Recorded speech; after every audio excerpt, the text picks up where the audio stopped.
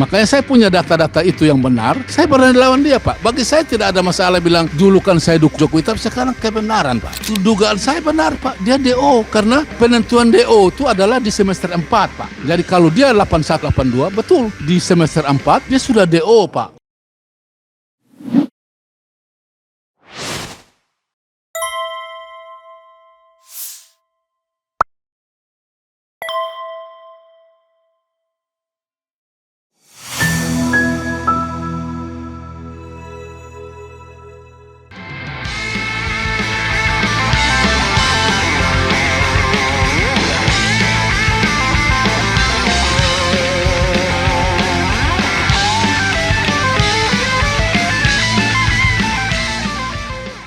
Assalamualaikum warahmatullahi wabarakatuh, sobat RH sekalian. Jumpa lagi kita di channel yang keren ini, keren cadas, keren cadas. Ya saudara sekalian, saya bertemu dengan tamu istimewa saya. Namanya, oke. Tamu istimewa saya, namanya, saya dekatkan lagi rupanya agak kita. Nah, namanya Yusuf Leonard Henuk.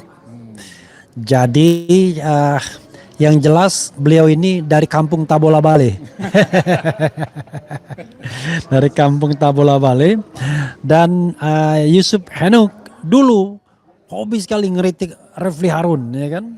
Mengkritik SBY dan AHY juga. Pokoknya termul kelas 1 dia, ya kan, pro Jokowi kelas 1. Nah sekarang kok agak berubah orientasinya, ini agak ini termasuk juga langkah-langkah dia mengadukan dan kemudian macam-macam lah, nanti kita akan gali lebih lanjut. Makasih bro ya, malam ya, selamat malam. Oke, bro Henuk ya, walaupun saya panggil bro, Anda profesor sesungguhnya, Prof. Ya, yang penting kita sama-sama. Nah, saya ingin bertanya ya. Akhir-akhir ini saya mencermati Anda dan agak berbeda dengan dulunya. Barangkali Anda bisa menceritakan apa yang terjadi. What happened with you? Silakan sepanjang-panjangnya. Oke, jadi pertama-tama saya terima kasih banyak. Saya diundang oleh sobat saya yang dulu memang kami musuh bebuyutan. Karena saya di seberang jalan, dia di seberang jalan. Dan saya harus akui bahwa dulu saya di seberang jalan karena saya dari NTT. Dan NTT itu kan hampir 90% klaim Jokowi menang. Jadi saya harus ikut suara banyak kan. Kemudian saya harus jujur juga bahwa Jokowi begitu-begitu. Dia pernah ke pulau kami, Pulau Rote, Pulau paling selatan di NTT. Pulau Rote itu melahirkan orang cerdas, Herman Johannes namanya. Rektor pertama UGM. Jadi kami harus bangga bahwa dari pulau itu Jokowi waktu ke sana sebelum dia maju presiden itu kami beri dia namanya Maneleo Rotendao. Artinya dia raja paling hebat di sana. Makanya kenapa saya harus bela dia, karena itu sudah adat di kami. Kalau kami angkat dia raja, otomatis semua kami yang di bawah harus dukung apapun salah dia. Nah itu kan di dulu. Nah sekarang kan sudah politik berubah. Jadi saya harus ikut arus yang benar. Misalnya dulu jujur, saya ini pendukung ini Ganjar. Tapi setelah kalah ya namanya sudah selesai toh. Saya harus balik ke Prabowo karena sekarang bagaimanapun Prabowo yang pimpin.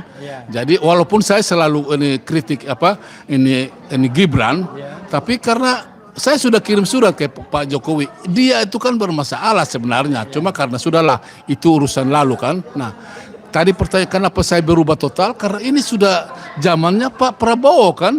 Nah, kalau saya tetap di sana istilah termol, saya tidak akan aktif di ini lagi Pak. Orang tidak akan pakai saya.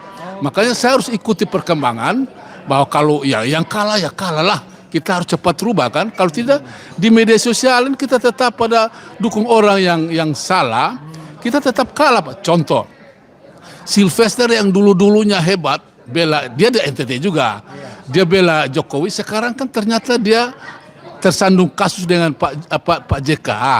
Orang baru tahu bahwa selama ini dia ternyata ada harus masuk penjara 1,2 lima tahun kan? 1,5 tahun. Nah saya juga heran juga, makanya saya juga harus akan berusaha untuk menuntut keadilan karena dulu saya pernah di Tapanuli Utara, saya hanya 2 bulan penjara, dikejar-kejar sampai saya masuk Pak.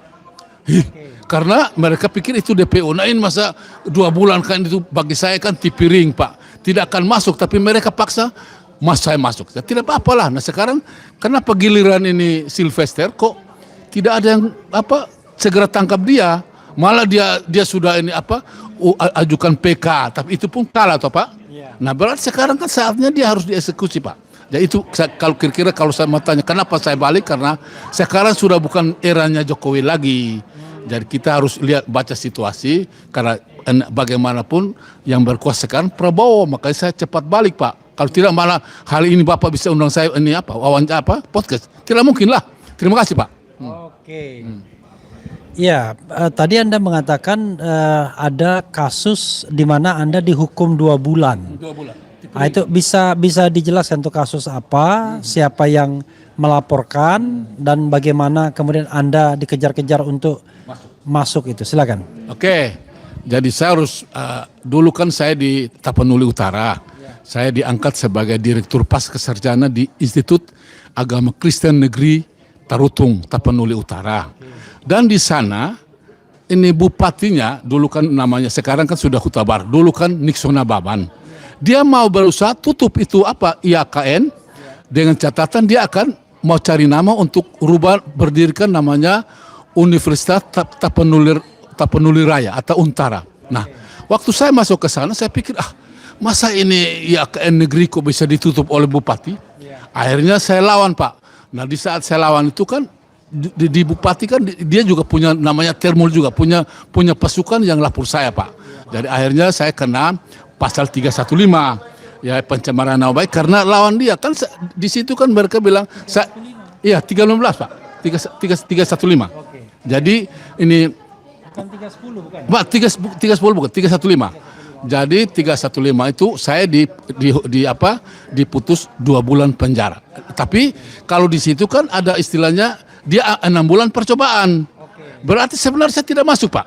Saya sudah berusaha tapi sudahlah. Saya juga bahwa saya ternyata masuk punya pengalaman bahwa ternyata di sana saya bisa belajar bahwa inilah penjara yang sebenarnya kan. Walaupun 2 bulan tapi bagi saya pengalaman lah. 2 bulan kan masa percobaan 6 bulan. Iya, seharusnya tidak masuk cuma karena bupati kan punya kuasa. Dia kan ketua Forkovindo. Jadi dia bisa perintahkan ini kejaksaan untuk tangkap saya, Pak. Padahal kan ini kalau Tipiring ini kan tidak ada ini jaksa JPU, yang adanya ini Polres, polisi dari penyidik dari Polres yang ajukan itu, Pak. Jadi ternyata saya masuk. Jadi saya bilang, walaupun awalnya saya sedih juga, tapi sekarang saya mau pertanyakan kenapa 2 bulan yang Tipiring itu saya dikejar-kejar oleh pihak ini, sedangkan sekarang Sylvester Matutina yang jelas-jelas 1 tahun setengah kok tidak dieksekusi. Itu yang bagi saya ada aneh di hukum ini, Pak. Oke, sekarang pertanyaannya adalah kenapa profesor sekarang lebih banyak di Jakarta ketimbang di USU? Karena profesor kan sesungguhnya guru besar di Universitas Sumatera Utara dan nanti pensiunnya masih lama konon katanya begitu. Apa yang menyebabkan profesor lebih banyak ke sini atau lebih banyak di Jakarta di sini? Oke, jadi ini kan pertanyaan baik sekali. Dulu saya istilahnya dibuang ke Tapanuli Utara karena IAKN, karena saya terlalu vokal, Pak. Jadi setelah saya terlalu vokal membela Jokowi. Bukan, terlalu vokal mengkritik di sana, Pak. Kemudian saya juga bukan melawan Jokowi, tapi bagi mereka kampus tidak harusnya begitu kan. Jadi akhirnya saya sudah dipindahkan ke sana terhitung ini 4 Juli 2022, Pak. Nah, 4 Juli 2022. Jadi setelah mengkritik SBY kayaknya. Iya, setelah itu karena dulu SBY. Nah, setelah ini IAKN protes, Pak. Jadi mereka kirim kembali ke USU. Mereka bilang, kau bersalah, jadi ini harus kirim kembali. Jadi saya sudah dikirim kembali, rektornya tidak mau terima saya, Pak. Jadi akhirnya saya sudah bersurat. Barusan terakhir saya datang Jakarta begini lama, sudah hampir 1 tahun nih Pak. Saya hanya usur nasib saya. Jadi barusan saya sudah ajukan perkara di Pengadilan Negeri Jakarta Pusat. Jadi tentang ini satu saya ini Pak. Jadi yang digugat rektor sama menteri ini, Menteri Pendidikan Tinggi. Dulu kan masih Pak Satrio Pak. Yang baru ya. Ya sekarang yang baru, tapi jadi akhirnya saya gugat, putusannya itu Pengadilan Negeri tidak berwenang Pak. Ya akhirnya mereka bilang coba kau ini arahkan saya ke Pengadilan Tata Usaha Negara Jakarta Pak. Jadi saya ke sana lagi, ternyata putusannya sama Pak, bahwa lokasinya salah, harus Sumatera Utara Pak. Jadi saya bilang sudahlah kalau di Sumatera Utara biar saya usaha perkara di sini dulu. Untuk supaya saya pindah ke Kupang, karena waktu di pengadilan mereka sudah setuju saya pindah Pak. Tapi karena masalahnya saya tuntut hak saya, kenapa saya guru besar tidak dapat gaji dari 2022 Pak. Itu makanya saya di Jakarta Tidak dapat gaji dan tidak dapat tunjangan. tidak dapat karena dihentikan oleh Rektor USU Pak. Padahal aturannya untuk pemberhentian itu kalau saya harus terbukti bersalah oleh misalnya pemeriksaan dari Dewan Etik atau apa. Saya tidak pernah itu Pak. Kaget-kaget di stop Pak. Jadi saya sekarang syukur saya sudah berusaha dengan ini ini BKN dan hasilnya mereka persilakan saya pindah ke Kupang. Karena dulu di Pengadilan Negeri Jakarta Pusat juga kami sudah sepakat bahwa mereka juga rektor sepakat kau boleh pindah dengan catatan ikut filosofi Batak yaitu Marsipature Hutanabe Pak. Itu yaitu bangun kampung halaman. Jadi makanya saya sudah hampir 1 tahun lebih di sini, walaupun saya istilahnya ini berjuang untuk nasib saya, tapi tanpa disangka saya sudah punya istilahnya barusan yang gara-gara saya wawancara dengan bilang Jokowi DO. Sekarang hari ini juga saya dipanggil untuk ini Pak, untuk podcast dengan Bapak kan. Nah itu satu kebanggaan saya bahwa ternyata di balik hal-hal yang orang anggap susah itu, saya punya jabatan baru Pak, sebagai podcaster lah, baguslah. Itu yang saya bilang. Kemudian saya juga kebetulan di Jakarta begini lama, saya sudah ikut ini pendidikan kejuruan profesi advokat, jadi saya sekarang istilahnya paralegal Pak. Jadi belum advokat karena saya belum sarjana hukum Pak. Jadi ada banyak cerita walaupun saya 2012 terkatung tapi banyak yang saya sudah dapat di Jakarta selama ini Pak. Itu dia. Ya, itu dia. Oke, jadi sama sekali tidak mendapatkan penghasilan selama di Jakarta dari Universitas Sumatera Utara. Kalau boleh tahu berapa gaji atau tunjangan yang harus diterima setiap bulan sebagai guru besar? Oke. Terima kasih, ini pertanyaan bagus. Jadi begini Pak, kami kan guru besar itu gajinya adalah ini 2 kali gaji pokok untuk tunjangan kehormatan dan 1 kali gaji pokok untuk sertifikasi dosen Pak. Nah sekarang kan saya mau bilang Pak, saya harus jujur bahwa gaji pokok saya kan 7 juta sekian karena saya sudah golongan 4C, jadi 7 juta sekian. Jadi kalau mau total terima kan, saya harus terima 28 sekian lah. Harusnya, tapi saya tidak terima yang dia hanya bayar saya gaji pokok Pak. Nah 7 juta itu kan gaji pokok diterima. Iya diterima lah. Nah Tetapi gaji yang tunjangan tidak diterima. Nah saya berjuang untuk dibayar karena saya tidak bersalah karena menurut aturan Kementerian Keuangan itu harus dibuktikan, pemberhentian gaji harus dibuktikan dengan ada penetapan SK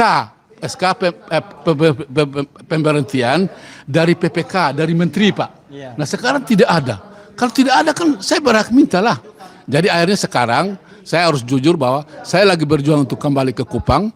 Kemudian setelah BKN menyetujui dan Kementerian menyetujui, baru saya mau kembali ke Medan untuk saya gugat hak saya Pak. Itulah jalan ceritanya. Oke. Sekarang pertanyaannya, Prof Henuk itu kembali ke Kupang. Memang sebelumnya dari Kupang sebagai dosen yang kemudian ditransfer ke USU atau bagaimana? Gimana jalan ceritanya? Kan lulusan Nusa Cendana kan, Kupang. Bagaimana ceritanya kemudian bisa di USU dan bisa profesor dan fakultasnya pertanian kan? Oke silakan. Pertanyaan yang bagus. Saya Pak, saya alumni yang saya sudah karena gara-gara Jokowi ini kan saya sudah perkenalkan diri bahwa saya alumni Fakultas Peternakan Undana Universitas Cendana di Kupang 84. Nah, itulah kemudian saya ini bersyukur bisa dapat beasiswa ke luar negeri di Australia 2 kali yaitu S2 dan S3. Ya S2 di ini Australia, S3 di Australia juga. S3 kan kalau mau lihat kan saya dari Queensland Pak, sama dengan Raja Anthony itu Pak, yang menteri itu. Kami sama-sama kami sama. Saya juga dari Queensland. Queensland University. Jadi kami dari situ. Kemudian ini 2021 saya pulang Pak. Ya. Dari Australia. Oh 2021 pulang? 2001 saya pulang. Kemudian saya kan punya cita-cita kan saya sudah S3, saya harus guru besar Pak. Okay. Jadi 2001 saya cari itu, saya kan ini lektor 200 Pak. Berarti saya harus cari N650 untuk supaya saya profesor toh Pak. Yeah. Jadi saya ini 2001 kumpul-kumpul 2006 saya usul Pak. Usul di Universitas Nusa Cendana. Okay. Tapi dulu kan saya di Fakultas Pertanian Pak. Ya. Jadi di Nusa Cendana. Cuma karena ini saya bidang peternakan, jadi tidak segaris lah jadi saya harus dipindahkan ke Fakultas Peternakan. Yang dulu saya alumni di situ. Okay. Jadi akhirnya di 2006 saya usul ditolak, 2007 diusul ditolak. Di 2008 ditolak, 2009 padahal yang jadi rektor dulu kan istilahnya adik kelas saya namanya Profesor Franz Umbudata. Jadi akhirnya 2009 saya tun Pak. Saya tun di Kupang. Jadi istilahnya hasilnya NO Pak. Jadi tuntutan saya kirim berkas saya ke Jakarta kan sudah lengkap kan, tapi mereka tahan. Setelah itu akhirnya saya ini NO, saya ini naik ke Pengadilan Tinggi Surabaya kan, Kupang tidak ada kan. Hasilnya sama Pak. Akhirnya saya naik ke Mahkamah Agung. Nah itu 2009 Pak. Jadi ternyata setelah saya masuk ke sana, tuntutan saya tanpa disadari mereka sudah kirim berkas saya ke Jakarta Pak. Dari Kupangnya. Jadi saya ini guru besar terhitung 2 Agustus 2010 Pak. Dari Nusa Cendana. Oke. Setelah itu karena ini dulu kan ada istilah namanya PAR Pak, program recharging itu dari Kementerian Dikti, Dikput itu, yaitu bisa ke luar negeri Pak. Okay. Jadi 2010 saya ke Amerika Pak. Okay. Saya ke sampai satu tahun 4 bulan aja Pak. Okay. Nah, setelah 4 bulan saya pulang 2011 saya dikukuhkan jadi guru besar Pak. Di Universitas Cendana.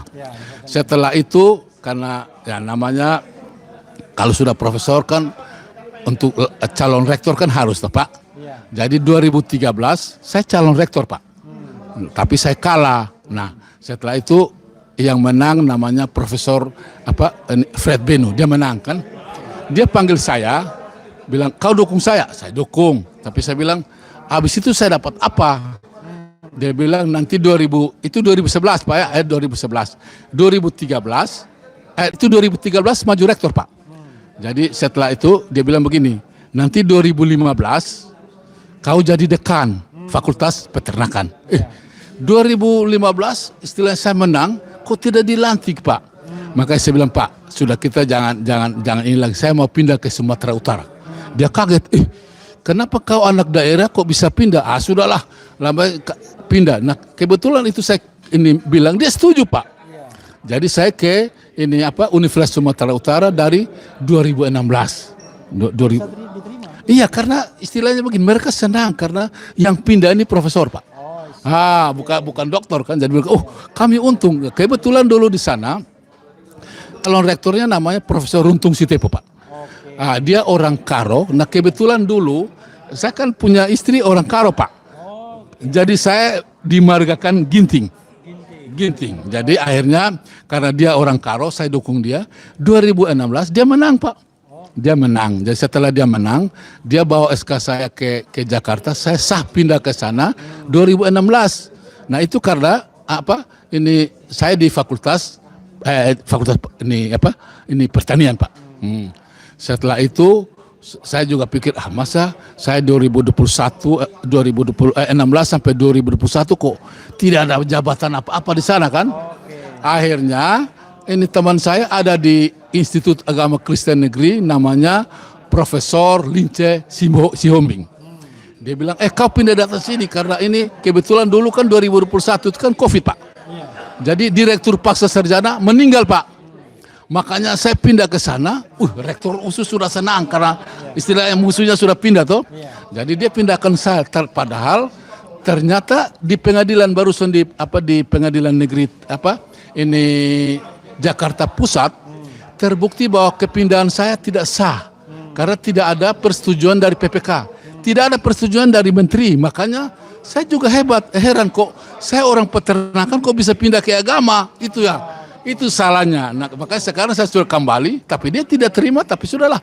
Yang penting gara-gara dengan kasus ini kan saya bisa kembali ke NTT lagi toh. Itu ceritanya, Pak. Oke, sekarang di NTT belum diterima lagi, sudah?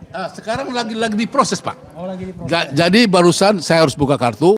Mereka dari BKN sama ini suruh saya kan selama ini mau pindah ke namanya Universitas Nusa Lontar di Rote, Pak, tempat leluhur saya, Kampung Halaman. Tapi barusan saya menghadap ini BKN tolak karena saya kan dosen negeri, Pak.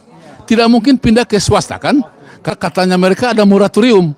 Jadi mereka suruh saya pilih. Akhirnya saya bilang sudahlah. Kebetulan dulu saya pernah ke Australia yang pertama dikirim oleh Politeknik Negeri Kupang, Pak. Jadi sekarang saya lagi proses untuk pindah kembali ke Politeknik Negeri Kupang karena persyaratan diberikan oleh Kementerian Pendidikan Tinggi dan ini BKN adalah harus cari PTN negeri, Pak. Jadi saya tidak mau kembali ke Undana, Universitas Cendana, tapi saya lebih memilih ke Politeknik Negeri Pertanian Kupang. Itu dia ceritanya. Waduh, oke. Itu cerita mengenai soal pro dan kontra status sebagai guru besar ya. Tapi kenapa Pak Henuk getol sekali? Kalau oke lah, tadi kan bilang karena Raja Jokowi. Tapi kenapa getol sekali menyerang? Padahal kan orang seperti saya kan nggak ngapa-ngapain, nggak kenal juga sama Prof Henuk ya kan.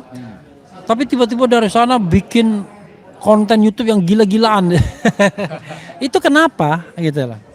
Begini, Pak, saya kan harus jujur bahwa saya kan guru besar. Di guru besar kan kami yang guru besar itu ada di pasal 49 ayat 2 adalah Undang-Undang Guru 2000, dosen guru 2005 itu, Pak. Itu bilang begini, tugas guru besar adalah menulis dan mencerahkan masyarakat, ya kan? Nah, dalam kasus Jokowi ini ternyata saya lihat kan ijazahnya tidak benar, Pak. Makanya saya harus buka kartu di sini bahwa saya yang pertama protes bahwa dia itu DO, Pak. DO. Jadi itu waktu saya podcast pertama di Forum Keadilan, saya bilang dia DO, memang betul DO. Nah, ternyata waktu saya bilang itu, saya harap ada klarifikasi balik dari Jokowi. Jadi kenapa saya itu? Karena saya mau bilang kejujuran aja, Pak, yang benar aja kan. Makanya saya balik kan. Nah, dalam saya bilang Jokowi DO itu karena itu berdasarkan pengakuan dia pada tanggal 29 Juni 2013 bahwa IP dia kan di bawah 2,0, Pak, ya kan? Nah, saya kan masuk kuliah tahun 80. Sama dengan dia. Saya tamat 84, dia masuk 80, dia tamat 85. Nah, sekarang ini ada dua masalah yang dihadapi oleh Pak Jokowi. Yang satu SMA-nya. Saya kan SMPP 34 Kupang, Pak. Itu sah. Dia kan kami juga tahu dia SMPP 40 Solo, Pak, Surakarta. Tapi kan dia kan sudah terlanjur promosi ke mana-mana bahwa dia SMA Negeri 6 Solo kan. Salah sebenarnya itu Jokowi, kesalahan dia itu salah karena dia sudah SMA Negeri 6 Solo itu kan ini baru ada di tahun 1985, Pak. Nah, tahun 80 kan di SMPP.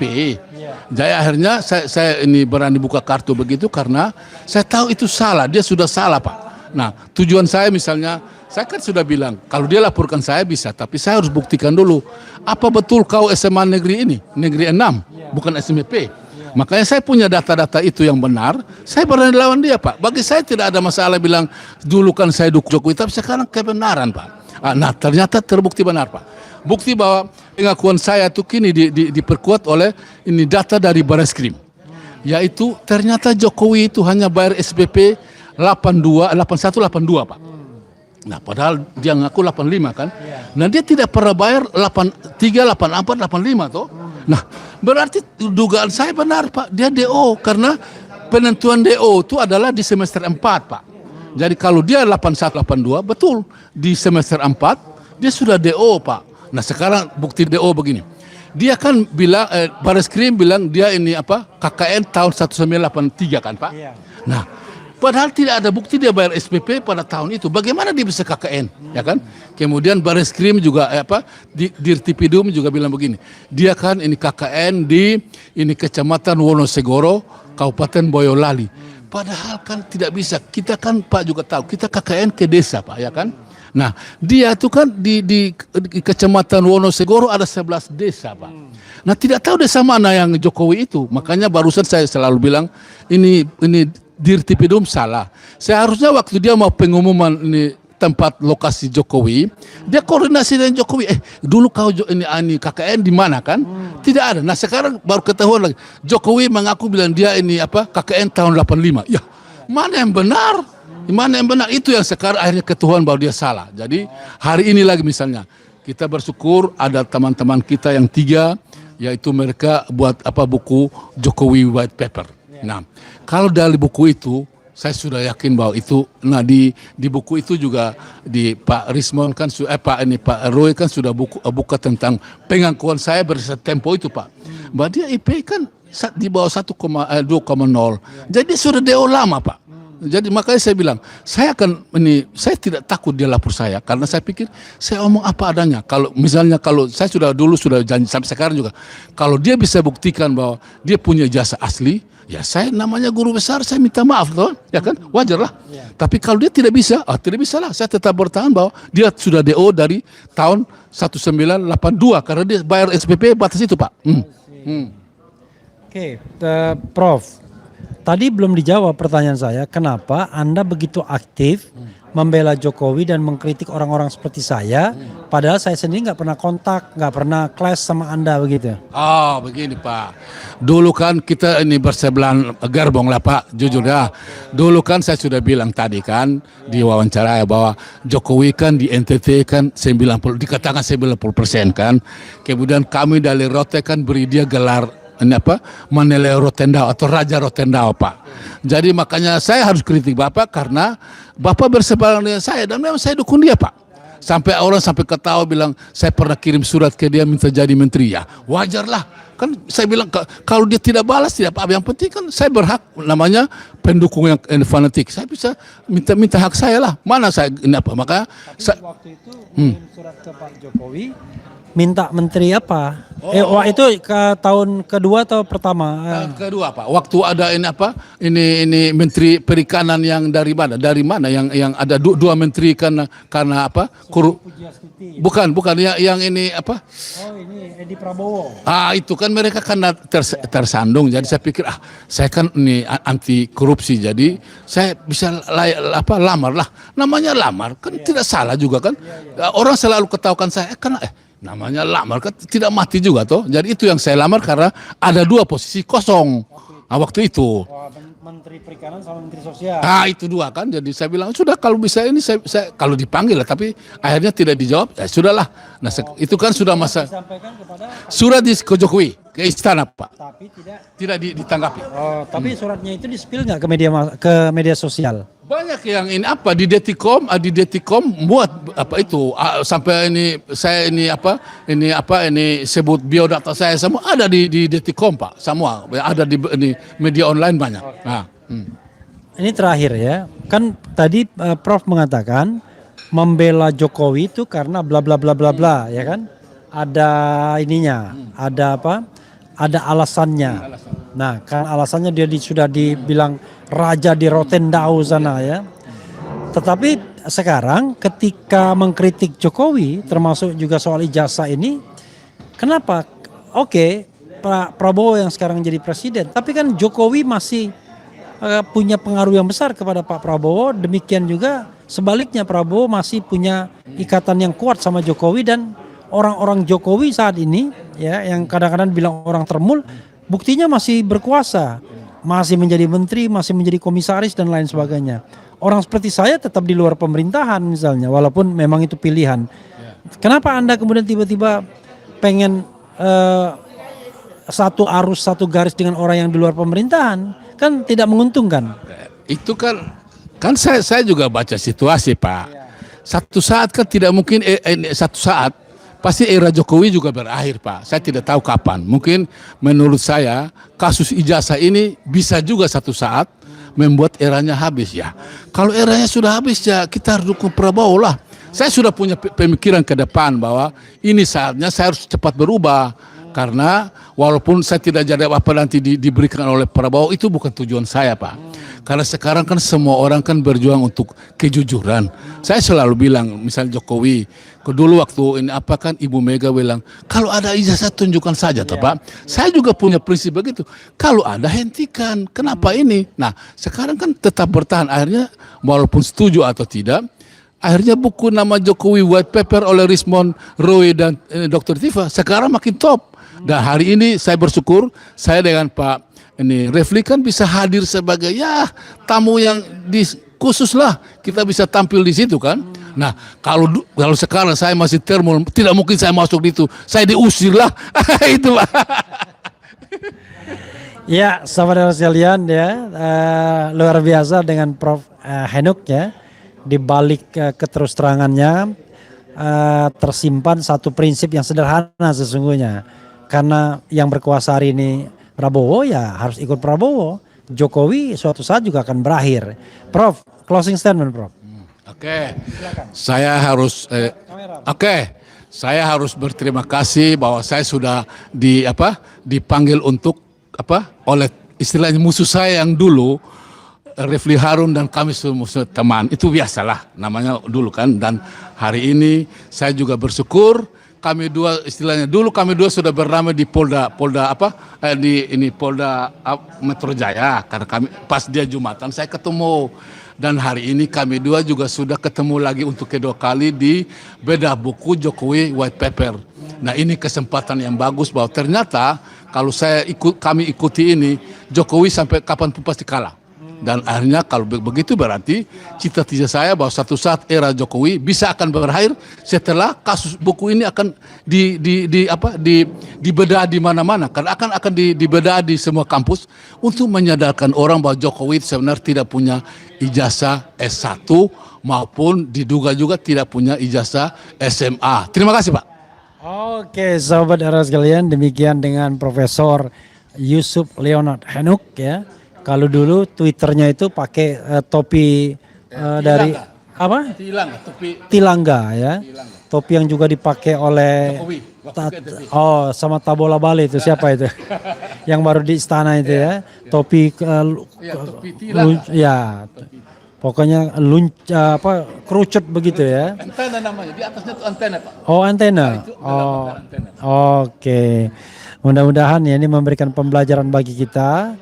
Jadi yang paling penting adalah dua hal ya dari beliau, kejujuran dan kebenaran ya. Jadi belalah yang jujur dan belalah yang benar. Tapi bela juga penguasa. Oke, mudah-mudahan ya. Mudah-mudahan kita tetap bisa terus memperjuangkan kebenaran, keadilan dan kemudian kejujuran tersebut. Begitu saudara sekalian. Wassalamualaikum warahmatullahi wabarakatuh. Ciar. Terima kasih banyak, Pak. Terima kasih banyak, Pak.